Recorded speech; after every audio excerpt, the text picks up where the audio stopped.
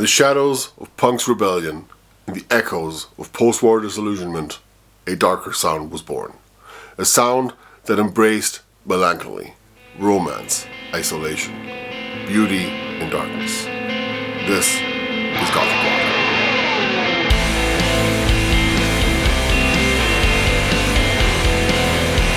I really don't want anybody to go through it this way.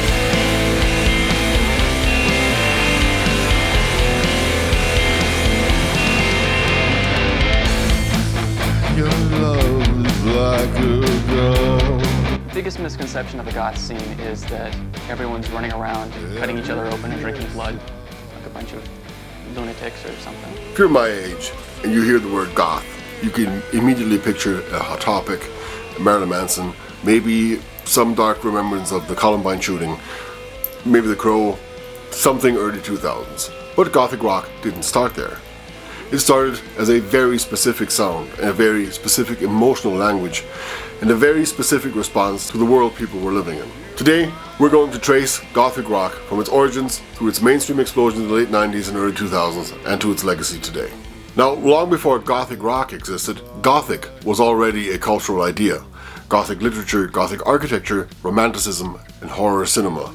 Writers like Edgar Allan Poe, Mary Shelley, and Bram Stoker.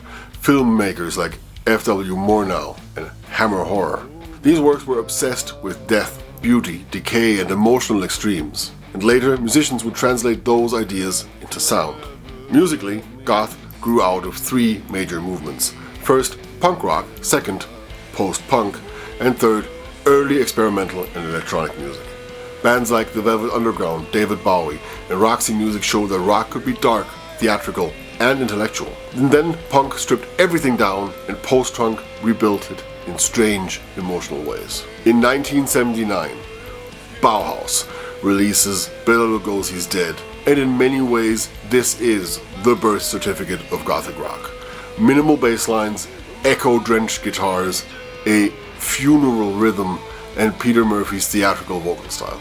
It wasn't just dark, it was cinematic. Around the same time, several bands were exploring similar emotional territory. Susie and the Banshees combined art rock, punk, and dark romantic imagery, and The Cure pushed melancholy and introspection to new levels. Joy Division turned anxiety and depression into stark, minimal soundscapes. And together, these bands formed the emotional and sonic foundation of goth. Key figures are Peter Murphy of Bauhaus, Susie Sue, Robert Smith, and Ian Curtis. In the early 1980s, goth had become a recognizable movement. Bands were now openly identifying with the sound and the scene and the label. Important bands to check out are The Sisters of Mercy, Fields of the Nephilim, The Mission, Clan of Zymox. These groups made goth bigger and louder and more professional.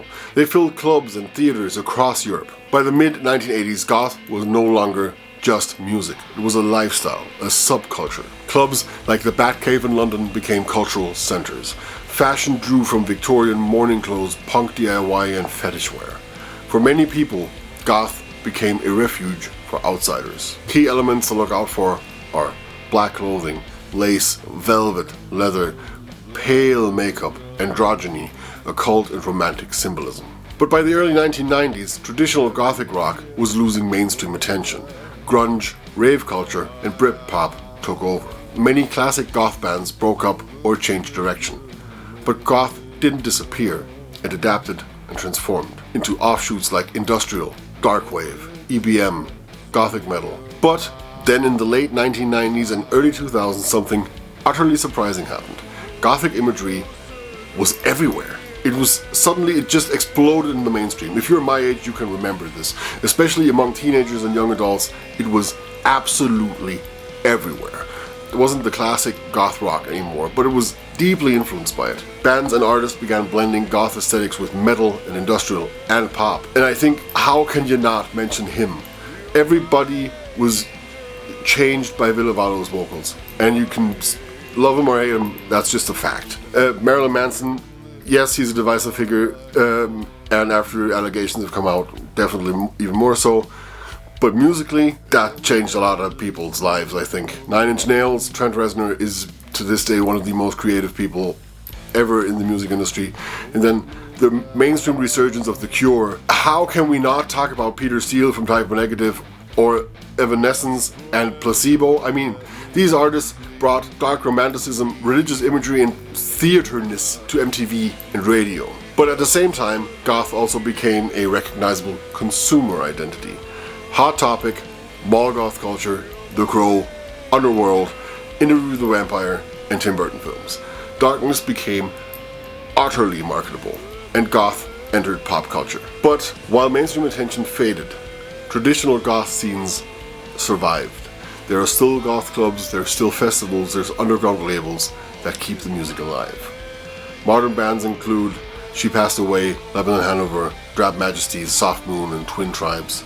These artists consciously reconnect with early goth and post-punk sounds. But let's talk about the legacy. What is left over of all of this dark aesthetic? Can we still find remnants of it today? Absolutely we can! Today, gothic culture is everywhere, even if we don't call it goth anymore. In fashion, in film, in video games, in pop music, and especially in internet aesthetics. Some examples of this are the dark academia style, the e-girl or alt aesthetics, horror pop artists like Poppy, neo-romantic fashion, and gothic fantasy media. Elements of goth have been absorbed into the cultural mainstream. They've become part of how we express melancholy and beauty. So in conclusion, Gothic rock isn't just about being dark. It's about taking emotion seriously, about refusing shallow optimism, about finding meaning in sadness and mystery. From underground clubs in 1970s Britain, to mall culture in the 2000s, to global scenes today, goth has survived because it speaks to something universal.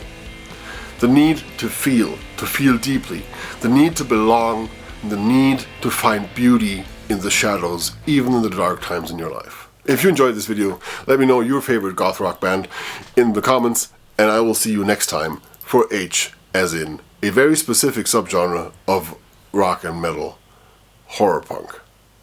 Bye!